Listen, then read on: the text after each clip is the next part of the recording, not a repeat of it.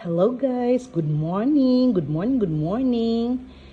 Muna niyang balon sa akong apo. Nasa fried chicken o nasa beef loaf. Ang akong anak naman, nga bugada, ang balon is fried chicken, tortang giniling, and beef loaf. Muna yung breakfast akong apo. O mauna yung vitamins. Muna na ilang balon. Today's Friday. Man ako guys. Good day everyone. Akong pinalangga nga apo. O sa giit mo torta, giniling. Oo, gilutuan ta kasang ano sang beef loaf kay basin. So, what will you say to Lola? Nami, no? Ngagon sa mo karon? English month.